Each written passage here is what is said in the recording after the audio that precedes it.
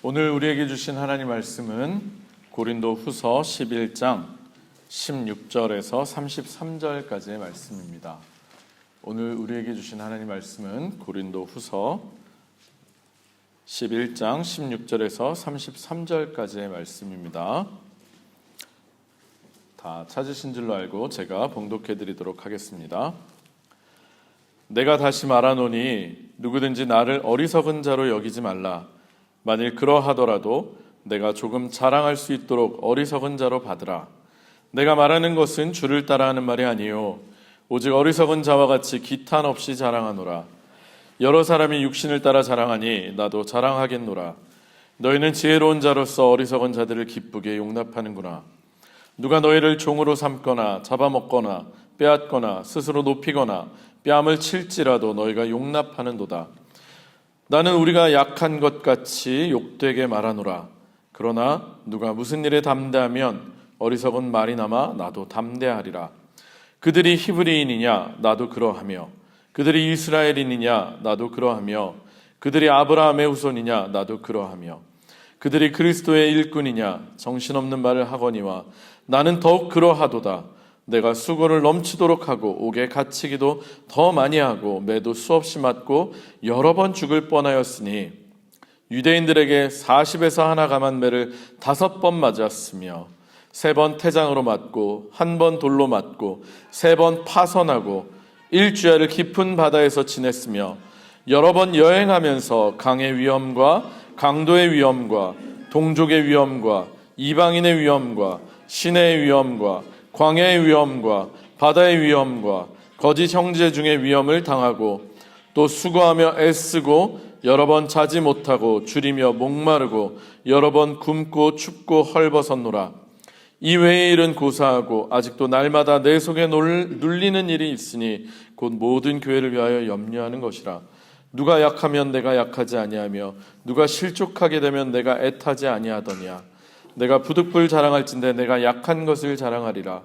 주 예수의 아버지 영원히 찬송할 하나님이 내가 거짓말 아니하는 것을 아시느니라. 다메섹에서 아레다 왕의 고관이 나를 잡으려고 다메섹 성을 지켰으나 나는 광주리를 타고 들창문으로 성벽을 내려가 그 손에서 벗어났노라. 아멘. 이는 살아계신 하나님 말씀입니다. 다 자리에 앉으시겠습니다. 네, 제가 잠깐 기도하고요. 우리 하나님 말씀 나누도록 하겠습니다. 제가 잠시 기도하겠습니다. 고맙고 감사하신 아버지 하나님, 임마누엘의 하나님으로 우리에게 오셔서 우리와 늘 함께하여 주시니 감사합니다. 하나님, 우리들에게 정말 이 불안정하고 불안한 이 땅 가운데 주님이 주시는 평안이 필요합니다.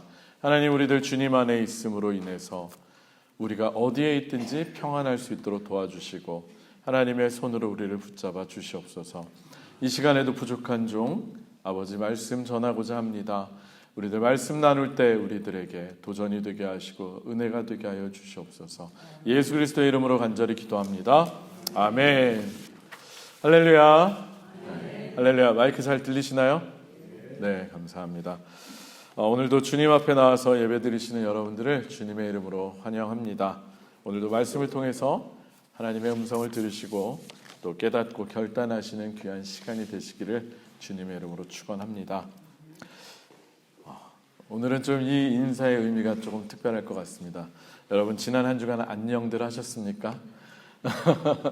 정말로 안녕하셨습니까? 아마도 몸은 이곳 독일에 살고 있지만 여러분들 대부분이 한국에서 일어난 일련의 사태 때문에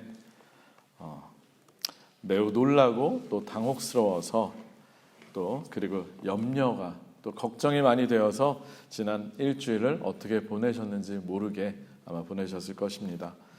사실 저도 처음에 한국에서 비상계엄령이 발표되는 것을 우연히 그때 하리 핑크퐁이라고 하는 아이들 노래 동요를 틀어주려고 틀었다가 갑자기 유튜브에 대통령이 나와서 담화하는 게 나와서 깜짝 놀라서 봤습니다. 사실은 딥페이크라고 하죠. 요즘은 사람의 얼굴을 인공지능 기술을 통해서 바꿔 끼워가지고 가짜로 만들어내는 딱 그건 줄 알았습니다. 그런데 보니까 아니더라고요.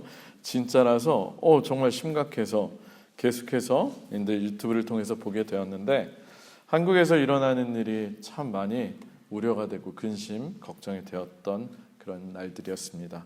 그래서 평소보다 정말로 더 나라와 민족을 위해서 기도하는 시간을 갖게 되었습니다.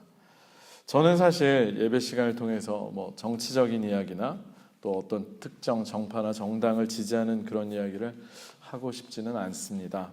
다만 한시라도 빨리 정말 이 납득할 수도 없고 이해할 수도 없는 이 비상계엄 사태가 정리가 되고 다시는 이런 일이 일어나서 나라가 또다시 혼란스러워지는 이런 일이 생기지 않도록 분명하게 빨리 정리가 되어야 한다고 생각을 합니다. 왜냐하면 제가 살아온 지금까지의 대한민국은 정말 쉽게 그냥 하루아침에 뚝딱하고 세워진 나라가 결코 아니기 때문입니다. 무슨 말씀이냐면 우리나라는 여러분들이 다 아시는 것처럼 지난 반세기 동안에 굉장히 짧은 시간 동안에 세계에서도 손꼽히는 그런 자랑스러운 선진국이 되었습니다.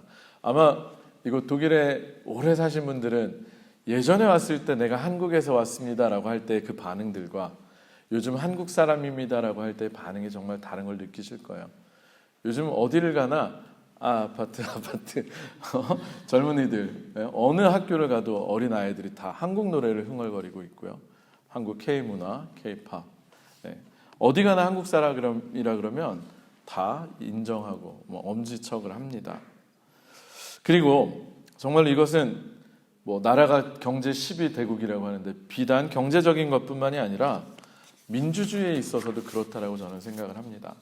우리나라는 세계 어디에다 내어놓아도 자랑스러울 만큼 민주주의를 정말로 짧은 시간 안에 잘 정착시켰고 또 유지하고 운영하는 나라입니다. 8년 전인 것 같아요. 박근혜 전 대통령을 탄핵하기 위해서 그 수많은 사람들, 거의 전 국민에 가까운 사람들이 거리에 모여서 촛불을 들고 시위를 펼치면서도 그 어떤 사건도 사고도 소요 사태도 일어나지 않았습니다. 질서정연하게 자신들의 의사를 표명하고요. 그리고 정말로 지나간 자리에 쓰레기 하나 없이 치우고 가는 모습을 보면서 어느 세계 정치사를 통틀어도 나오지 않을 성숙하고 자랑스러운 모습을 우리 국민들 보여줬습니다. 그런데 이토록 자랑스러운 우리의 민주주의지만 대한민국의 근현대사를 돌이켜보면 지금 우리들이 누리고 있는 이 자유 그리고 우리가 자랑스럽게 생각하는 이 대한민국이라는 나라가 정말로 결코 쉽게 이루어지지 않았음을 알 수 있습니다. 우리나라는 참으로 짧은 시간 동안 무수히 많은 아픔을 겪은 나라입니다. 일제에 의해서 국권을 피탈당하고요. 그래서 식민 지배의 아픔을 겪었습니다. 나라가 반으로 나뉘어져 가지고 정말 서로가 서로를 향해서 총뿌리를 겨누고 수많은 사람들이 죽이는 동족 상잔의 그런 비극을 겪기도 했습니다. 그리고 그 분단은 지금까지도 이어지고 있습니다. 또한 독재와 군사 쿠데타를 겪으면서 자유를 억압당하며 살아온 근현대사의 아픔 또한 겪어왔습니다. 그런 우리나라가 그 모든 일들을 이겨내고 지금의 민주주의 체제를 이룩하고 자유를 누리게 살게 된 것은 정말로 그냥 쉽게 된 것이 아닙니다. 일제의 식민 지배에 맞서서 모든 것을 걸고 싸운 독립운동가들이 계셨기 때문입니다. 또한 독재자의 억압과 탄압 그리고 군부 독재의 세력들이 총칼을 앞세운 탄압에도 굴하지 않고 자유와 민주주의를 수호하기 위해서 정말 피 흘려 싸운 사람들의 희생이 있었기 때문에 가능했습니다. 한마디로 얘기해서 지금까지 우리가 당연스럽게 누리고 있는 것들이 결코 공짜가 아니라는 사실입니다. 거기에는 수많은 민중들의 피와 눈물 그리고 앞장서서 자유와 민주주의를 얻기 위해서 투신한 사람들의 목숨을 바친 헌신이 있었던 것입니다. 그들의 핏값이라는 아주 비싼 대가 안에서 그 대가 위에서 우리가 그 열매들을 누리고 있는 것입니다. 이것을 다른 표현으로 말씀드리자면 우리는 앞선 사람들에게 그리고 역사에 큰 빚을 지고 있다라고 할 수 있습니다. 따라서 우리는 이 빚을 갚는 심정으로 우리에게 주어진 자유와 민주주의를 잘 지켜나가고 더욱 발전시켜야 합니다. 특별히 해외에 있지만 고국의 소식에 마음 졸이며 걱정하고 있는 우리들도 힘을 다해서 하나님께 기도해야만 합니다. 정말로 기독교인으로서 우리가 할 일은요, 역사의 주인이 되시고 지금도 살아서 역사하시는 하나님께 맡기고 기도하는 것입니다. 우리 더욱 열심히 기도하시는 저와 여러분 되시길 바랍니다. 사실 저는 지난 한 주일 동안 이런저런 생각들, 그리고 고민들, 그리고 기도를 하느라 정말 주일 설교 말씀을 준비하기가 참으로 어려움을 느꼈습니다. 이 판국에 제가 어떤 설교를 해야 하겠습니까? 라는 정말로 어떤 청년이 저한테 물어보더라고요. 우리 목사님이 오늘 무슨 설교를 하실까 굉장히 궁금했다고. 안타깝게도 오늘 오진 못했는데, 특별히 재림절 설교 준비를 하려고 몇 개의 본문을 미리 정해둔 상황에서 준비했던 본문으로 설교를 하는 것이 적절하지 않다고 느껴져서 정말로 고민이 많았습니다. 그래서 말씀을 놓고 기도하는데 문득 그런 생각이 들었습니다. 앞서 우리가 누리고 있는 자유가, 그리고 민주주의가 공짜가 아니라고 제가 말씀드린 것처럼 우리가 지금 누리고 있는 신앙인으로서의 이 자유와 믿음 역시도 결코 공짜가 아니라는 생각이 들었던 것입니다. 그런 마음을 품고서 말씀을 준비하면서 기도하는데 대림절의 의미가 더 크게 다가왔습니다. 사랑하는 성도 여러분, 지난주에도 제가 말씀을 드렸지만 대림절이 무엇입니까?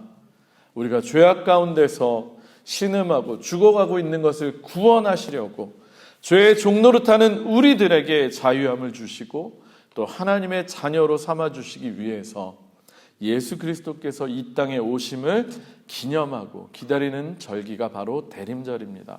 그리고 우리를 구원하시기 위해서 이 땅에 오셨고 십자가에 달려 돌아가셨던, 그리고 부활 승천하신 주님이 다시 이 땅에 오시는 것을 기다리는 절기가 대림절기입니다.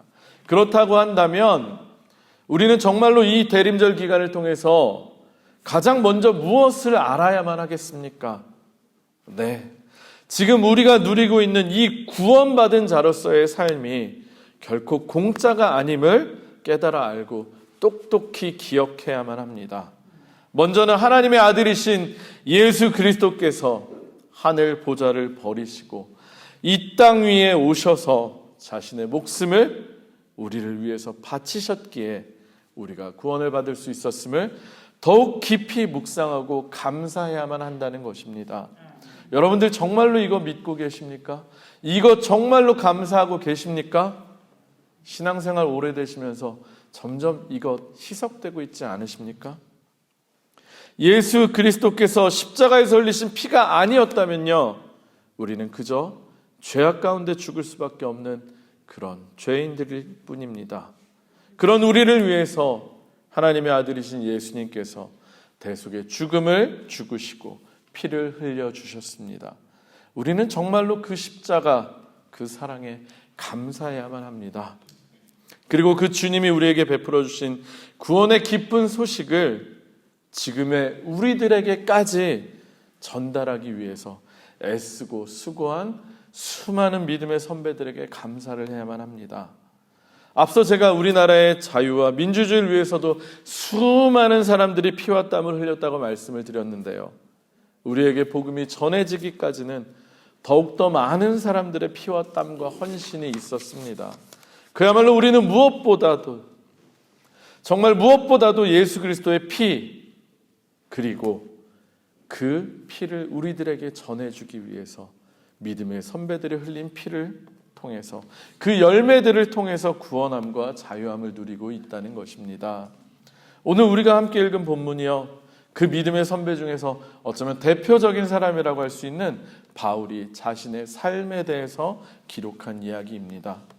사실 바울, 여러분들이 잘 아시는 것처럼 세상적으로 보아도 자랑할 것이 참으로 많은 사람입니다. 유대인 중에 유대인, 특별히 바리새인에 속한 사람이었습니다. 당시에 바리새인이라고 하는 것은요, 율법에 능통한 사람이었다는 걸 의미하는데, 단순히 그냥 율법에 능통했다는 정도가 아니라 아예 율법을, 구약을 통으로 외우는 사람들입니다. 특별히 그는요, 당대 최고의 율법 스승이라고 하는 가말리엘의 제자였습니다. 그리고 그는 여러분들 잘 아시는 것처럼 나면서부터 로마의 시민권을 가지고 있었던 자유인이었습니다. 유대인으로서의 혈통도 그렇고요, 그의 학식으로 보아도 그렇고, 그리고 신분으로 보아도 그는 아쉬울 것이 하나도 없는 사람이자 정말로 자랑할 것이 많은 사람이었습니다. 그리고 자신이 가진 것을 잘 활용하기만 한다면 세상적으로 볼 때 성공한 인생을 살 수 있는 그런 사람이었습니다. 그러나 그는 그 모든 것을 무엇으로 여긴다고 하였습니까? 배설물. 고상하게 얘기해서 배설물이지, 거칠게 얘기하면, 원어적으로 얘기하면 똥으로 여긴다는 거예요. 똥오줌으로 여기겠다고 하였습니다. 자신이 가지고 있고 자랑스럽게 생각했던 그 모든 것들이 오히려 예수 그리스도를 믿고 영접하는 데 있어서 장애가 되었고요, 심지어는 예수 믿는 사람들을 잡아 죽여야겠다는, 핍박하겠다라고 하는 그 동기를 주었기 때문에 그는 그렇게 얘기할 수 있었습니다. 그래서 그는 정말로 예수 그리스도를 만나고 난 이후에 자신이 자랑할 것은 오직 예수 그리스도뿐임을 고백하면서 그 외의 모든 것들을 앞서 말씀드린 것처럼 배설물로 여긴다라고 말한 것입니다. 그에게 있어서 이제 최고의 가치는 바로 예수 그리스도, 그리고 그분의 복음이고요, 자신의 삶과 그리고 삶의 목적이, 사명이 바로 예수 그리스도를 전하는 일임을 그는 깨달아 알았던 것입니다. 그래서 그는 평생 동안에 아시아와 온 유럽을 돌아다니면서, 걸어다니면서 끊임없이 복음을 전했고 교회를 세웠고 평생을 선교에 헌신하였습니다. 오늘의 본문인 고린도후서도 그가 직접 선교 여행을 하면서 고린도 지역에 세운 그 고린도 교회를 향해서 기록한 편지입니다. 그렇다라고 바울이 고린도 교회 아니면 자신이 세운 다른 교회들로부터 돈을 받고 사례를 받고 복음을 전하는 일을 한 것도 아니었습니다. 오히려 그는 스스로 돈을 벌기 위해서 텐트 치는 일을 하면서, 그러면서 선교를 감당하였습니다. 그랬던 그가 스스로 어리석은 일이라고 말하면서 마지못해서 그것도 자신의 사도성을 공격하고 정말 교회를 흔드는 사람들, 가짜 거짓 사도들을 맞서기 위해서 할 수 없이 오늘 자기를 드러내면서 기록하는 것이 바로 오늘의 본문 고린도후서 11장 16절 이하의 말씀인 것입니다. 그가 말하는 어리석은 일은 자기 스스로를 드러내고 자랑하는 일을 말합니다. 그런데 세상적으로 보면 앞서 말한 것처럼 정말로 자랑할 것이 많은 그가 정작 자랑하는 것이 무엇인 줄 아십니까? 우리 함께 오늘의 본문 고린도후서 11장 23절부터 27절까지를 읽었으면 좋겠습니다. 오늘의 본문 고린도후서 11장 23절에서 27절, 그가 무엇을 자랑하고 있는지를 우리 함께 같이 읽으면서 확인했으면 좋겠습니다. 23절부터입니다. 시작. 그들이 그리스도의 일꾼이냐 정신없는 말을 하거니와 나는 더욱 그러하도다.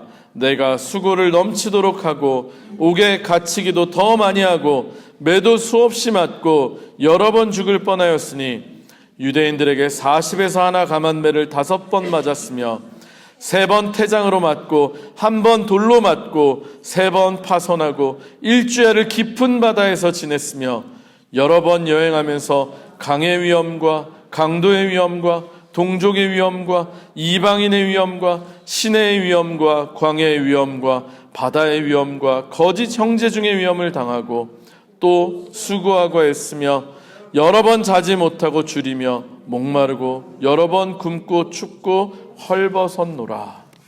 아멘. 사랑하는 성도 여러분, 과연 바울이 어리석은 일임을 알면서도 굳이 구태여 자랑한 것은 무엇입니까? 그가 자랑한 것은 그가 예수님과 복음을 전하기 위해서 고난받은 내용들이었습니다. 그것도 말이 좋아서 고생을 한 것이지 실제로는 자신이 얼마나 죽을 고비를 많이 넘겼는지를 말하고 있는 것입니다. 그런데요, 바울의 이 자랑을 들으시면서 여러분들은 과연 어떤 생각이 드셨습니까? 여러분들이 만약 바울 같았다면 어떻게 하셨을까라는 생각 한번 해보셨습니까? 만약에 여러분들이 바울과 같은 입장이셨다면 여러분들도 바울처럼 끝까지 변하지 않는 마음으로 복음을 전할 수 있으셨겠습니까? 그에게 어떤 대가가 돌아오는 것도 아닌데 많은 사람들에게 미움을 사고 많은 사람들에게 목숨의 위협을 받으면서까지도 그는 복음을 전했습니다. 숱한 죽을 고비를 넘기면서까지도 그는 결코 멈추지 않았고요. 끝까지 다니면서 복음을 전하고 또 전했습니다. 왜요? 왜 그랬을까요? 정말로 예수 그리스도를 만난 이후에 그의 생각과 삶의 기준 그리고 가치관이 완전히 달라졌기 때문입니다. 그의 삶의 방향과 목표가 정말로 완전히 달라졌기 때문입니다. 그는 그의 인생에서 예수보다 더욱 위대한 것을 발견하지 못했고 자신의 삶이 예수 전하는 것보다 더 귀하고 복된 인생을 살 수 없다는 것을 깨달았기 때문입니다. 그리고 예수님을 핍박하던 자신을 구원하시고 사도로 세우신 하나님의 그 은혜에 감사하고 그 사명에 순종을 했기 때문에 그렇게까지 할 수 있었던 것입니다. 그리고 처음 제가 말씀드린 것처럼 바울이 그렇게까지 복음을 전했기 때문에 그 복음이 계속 이어져서 오늘날 우리들에게까지 이어져 온 것입니다. 만약에요, 바울이 조금의 시련에도 복음을 전하는 일을 그만두었다라면, 그리고 수많은 선교사님들과 믿음의 선배들이 자신들의 믿음을 포기한 채로 예수 믿기를 그만두고 복음 전하는 것을 그만두었다면 아마 지금 우리가 이렇게 하나님을 믿지는 못했을 것입니다. 그들뿐만이 아닙니다. 바울처럼 이름이 알려지지는 않았지만 로마의 심한 박해 가운데에서도 죽음 앞에서도 믿음을 지켰던 사람들, 지하 무덤이 몇 층이나 되는 땅굴을 파고 들어가서 카타콤 여러분들 잘 아시죠?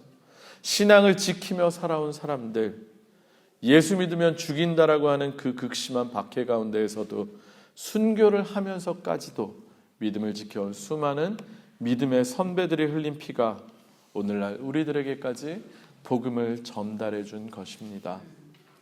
구한말, 아직 개화되지 않고 알려지지 않는 정말 동방에 있는 조그만 나라였던 조선에 들어온 젊은 선교사님들, 그들은 다들 장래가 촉망되던 젊고 유능한 사람들이었습니다. 의사도 있었고요. 정말로 유망한 사람들이었습니다. 그러나 복음의 열정으로 인해서 잘 알려지지도 않았던 조선이라는 낯선 나라까지 와서 피와 땀을 흘리고 순교까지 하셨던 것입니다. 그리고 그들의 이런 피와 헌신이 씨앗이 되어서 우리 대한민국 땅에 복음이 심어지게 되었고요. 오늘날 우리들에게까지 믿음이 전달된 것입니다. 사랑하는 성도 여러분, 너무나 뻔하고 상투적인 이야기처럼 들릴 수도 있겠지만 정말로 우리가 복음을 전해 듣고 예수님을 믿게 된 것은 수많은 사람들이 흘린 피와 땀의 열매입니다. 우리가 너무나 쉽게 생각하고 있는 그 신앙의 자유와 복음을 위해서 수많은 사람들이 싸워왔고요. 피 흘렸고 죽었습니다.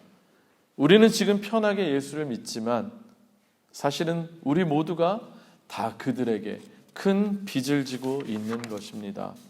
특별히 대림절 기간을 보내면서 예수님의 이 땅에 오심을 생각하며 다시 오실 주님을 기다리는 이 시점에 빛으로 오신 그 예수님의 그 빛을 꺼뜨리지 않고 우리들에게까지 전해주기 위해서 피 흘린 수많은 믿음의 선배들을 기억하시기를 주님의 이름으로 축원합니다. 그리고 그들의 수고와 헌신을 생각하면서 더욱 감사하는 마음과 진지한 마음으로 우리가 받아 누리고 있는 이 복음과 구원과 자유를 소중히 여기시는 저와 여러분들이 되시길 주님의 이름으로 축원합니다. 말씀을 마무리하도록 하겠습니다. 처음 수요일에 대통령이 비상계엄을 선언하는 것을 보면서 너무나 놀라고 당혹스러웠습니다. 특별히 무장한 군인들이 정말로 국회로 진입하는 장면을 라이브 방송을 통해서 보고 있을 때는 정말 손발이 떨리고 두렵기까지 했습니다. 유튜브로 생중계를 지켜보면서 계엄령을 해제할 수 있는 권한이 국회에 있음을 알기에 한시라도 빨리 국회의원들이 150명 이상이 모여서 계엄령 해제안을 통과시키고 대통령에게 통보하기를 정말로 마음 졸이면서 지켜보았습니다. 그때 제 눈에 들어온 장면이요, 수많은 사람들이 무장한 군인들 앞에 달려나가서 그들과 맞서면서 당신들 이러면 안 된다라고 그들을 말려세우고, 그리고 국회의원들을 담을 넘어가면서까지 국회로 들어갈 수 있게 들여보내는 장면이었습니다. 군인의 차량들, 군인을 실은 버스가 이렇게 여의도 국회의사당으로 다가올 때 사람들이 맨몸으로 그 앞에 가로막고 서서 그렇게 군인들이 들어가는 걸 막는 걸 보았습니다. 이 장면을 보면서 저도 모르게 마음에 울컥하는 그런 마음이 올라왔습니다. 그리고 다시 한번 그런 생각이 들었습니다. 옛날에도 저렇게까지 목숨을 아끼지 않고 피를 흘렸던 사람들 때문에 대한민국이 오늘날 자유민주주의가 되었구나, 그 생각이 들면서 정말로 울컥하는 것이 올라왔습니다. 그렇게 해서 지켜낸 대한민국이 여전히 혼란한 가운데 있습니다. 지금까지 1년의 사태를 보면서 다시 한번 느꼈습니다. 저는 이 말씀을 정말 하고 싶었는데, 쌓아오는 것은 정말로 어렵고 힘들지만 무너뜨리는 것은 정말로 쉽고 한순간이라는 것을 다시 한번 생각하게 되었습니다. 비단 대한민국의 민주주의뿐만이 아니라 지금 우리나라와 그리고 전 세계의 교회들은 어떻습니까? 이곳 독일만 하더라도 교회들이 텅텅 비어가고 있고요. 재정적인 문제가 감당이 안 되니까 교회들을 매각하기 시작하고 문을 닫기 시작하고 있습니다. 사실 우리들도 그 영향 때문에 예배드릴 처소를 계속해서 옮겨 다니고 있는 것 아닙니까? 겨울에 난방을 뗄 돈이 없으니까 겨울에 예배당을 사용하지 못하고 있는 건 아닙니까? 우리의 신앙의 선배들이 어떻게 이어온 믿음이고 어떻게 지켜온 교회입니까? 목숨으로, 핏값으로 지켜온 교회이고 또 복음입니다.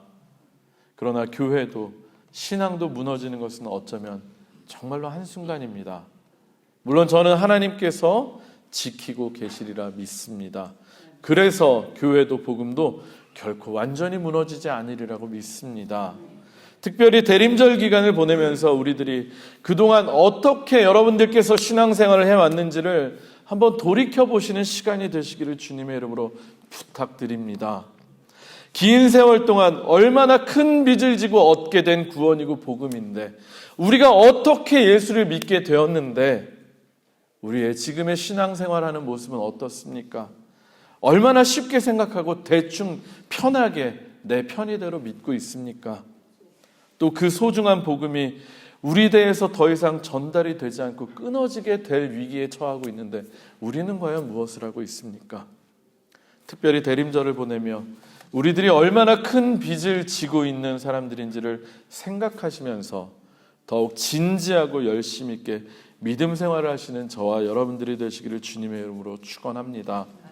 그리고 우리들도 우리의 신앙의 선배들처럼 어떠한 상황이나 환경에도 굴하지 말고 우리의 믿음을 지키고 그 복음을, 예수 그리스도의 피를 전하기 위해서 우리의 삶을 헌신하는 저와 여러분들이 되시기를 부탁드립니다. 우리를 통해서도 예수 그리스도의 밝은 빛이 더욱 크고 환하게 비춰지기를, 그리고 더 많은 사람들에게 전달되기를 주님의 이름으로 축원합니다. 이 시간 우리 한번 찬양하고 기도했으면 좋겠습니다. 제가 주보에 복사해 놓은 찬양이 있는데요, 주 예수보다도 귀한 것은 없네라는 찬양입니다. 우리가 큰 빚을 진, 우리에게 큰 은혜를 베푼 우리의 믿음의 선배들, 그리고 무엇보다 그 예수님을 사랑했던 수많은 사람들, 그들이 그렇게 피를 흘리고 헌신할 수 있었던 이유, 정말 총칼의 위협 앞에서도 예수 믿으면 죽인다라고 하는 그 심각한 박해 가운데서도 그들이 믿음을 지킬 수 있었던 것은 그 무엇보다 예수가 가장 귀하다는 그 믿음을 가졌기 때문입니다. 여러분, 우리나라에서 계엄이 다시 일어나리라고 우리가 예상이나 할 수 있었습니까? 언제 우리들에게 다시 신앙의 자유를 위협하며 예수 믿으면 죽인다라고 하는 사건이 일어나지 않으리라는 보장이 없습니다.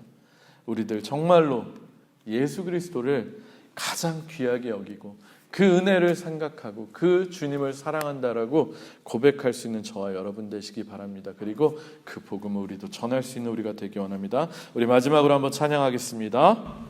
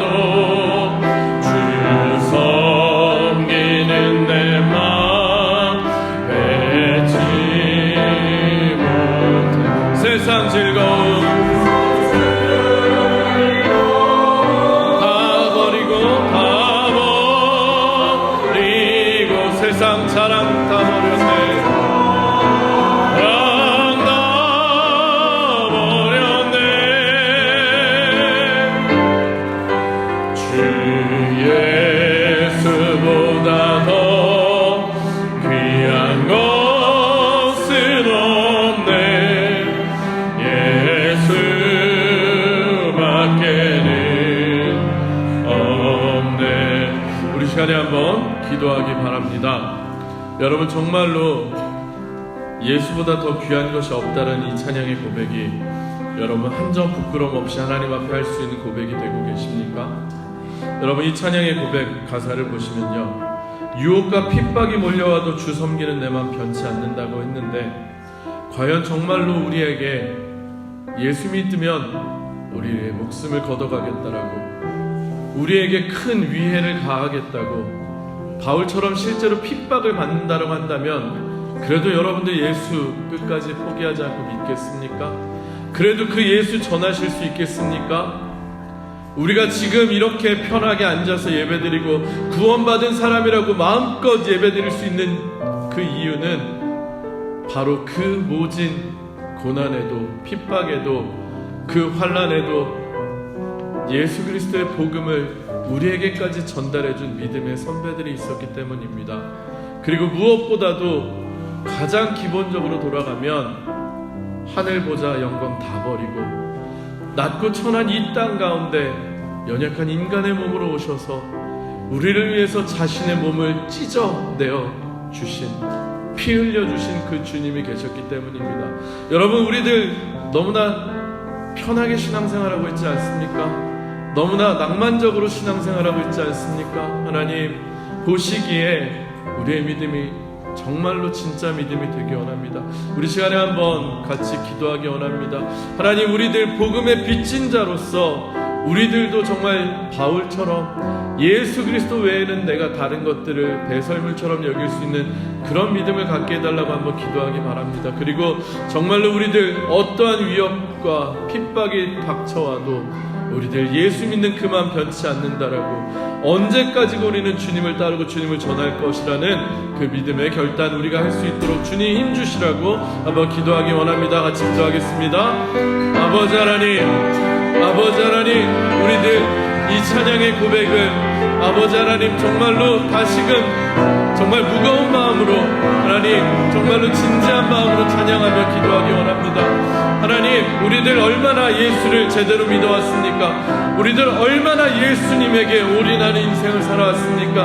하나님, 우리는 내가 드리고 싶으면 예배드리고, 내가 교회 가고 싶으면 가고, 내가 하고 싶은 대로 다 살다가 그냥 불안하고 두렵고 뭔가 걱정될 때만 주님을 찾는 신앙을 액세서리처럼 하고 있진 않았습니까? 마치 우상 숭배를 하듯이 예수님을 믿고 있진 않았습니까? 하나님, 주님은 우리를 위해서 모든 것을 바쳐주셨는데 자신의 목숨까지도 우리를 위해서 주시고 피까지 흘려주셨는데 우리는 과연 주님을 위해서 무엇을 드리고 있습니까? 과연 우리를 위해서, 우리들에게까지 복음이 전달되게 하기 위해서 그 모진 고난을 겪으며 그 어려움과 불편함과 핍박을 이겨내면서까지 복음을 전했던 그 믿음의 선진들, 믿음의 우리의 아버지 하나님 선배들이 걸었던 길, 우리는 지금 하나도 가지 않으면서 여전히 그 열매만을 따먹고 있는 우리들 아닙니까?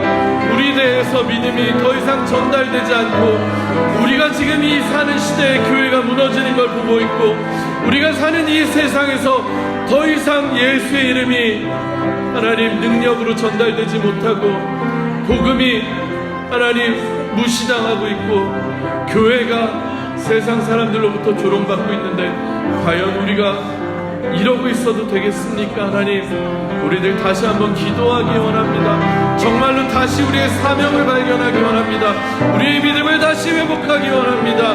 하나님, 우리들 그 누구에도 부끄럽지 않은, 누구에게도 부끄럽지 않은 우리들도 믿음의 선배들이 되기 원합니다. 우리의 믿음의 후손들에게 우리가 정말로 이렇게 믿음을 지켜냈노라고 하는 그런 믿음의 선배가 되기 위해서라도 하나님, 그 예수님의 피를 헛되이 낭비하지 않기 위해서라도 우리들 다시금 믿음 위에 서기 원합니다. 하나님, 우리들을 붙잡으시고 주의 은혜로 성령으로 감싸 주시옵소서. 제가 잠시 기도하겠습니다. 하나님, 지금 이 세상은 참 혼란한 세상입니다. 하나님, 단지 이렇게 정치적인 위기가 드러날 때만 세상이 문제인 것이 아니고 이미 우리의 가치관, 이 세상의 문화, 이 세상의 방식은 이미 우리들이 예수 믿는 데 있어서 큰 도전을 가하고 있고 우리가 믿는 진리를 멍청한 것이라고, 어리석은 것이라고 하고 있으며 예수 그리스도의 가르친 대로 사는 것이 바보가 되는 세상이 되고 있습니다. 하나님, 그럼에도 불구하고 우리들 이 세상을 사는데 조금도 불편함이 느껴지지 않았다면 우리들의 그동안의 믿음이 문제가 있었던 것 아니겠습니까? 하나님, 예수 믿는다고 하지만 예수의 가르침과는 전혀 반대로 돌아가는 이 세상 가운데서 조금도 불편함을 느끼지도 않았고 조금도 예수 믿는 것 때문에 손해본 것이 없다라고 한다면 우리들의 믿음이 잘못된 것 아니었겠습니까? 하나님, 우리들 다시금 우리들을 돌이켜보기 원합니다. 특별히 이 대림절 기간을 통해서 우리들에게 예수 그리스도가 어떤 분이신지를 다시 한번 붙잡는, 다시 주님을 만나는 뜨거운 은혜의 시간이 되기 원합니다. 그리고 우리에게까지 믿음이 전달되기까지, 복음이 전달되기까지 수많은 어려움과 핍박, 환난 속에서도 예수의 복음을 외쳐 전했던 우리의 믿음의 선배들, 우리들이 그들에게 빚진 자들임을 기억하며 우리의 후손들에게도, 우리의 자녀들에게도 우리가 그런 신앙의 모범이 되는 선배들이 될 수 있도록 우리를 붙들어 주시옵소서. 하나님께서 우리 나라와 특별히 우리의 교회와 이 온 세상을 주님의 법대로 회복시키시고 주님의 뜻으로 회복시키길 간절히 바라고 원하며 모든 말씀 예수님 이름으로 간절히 기도합니다. 아멘.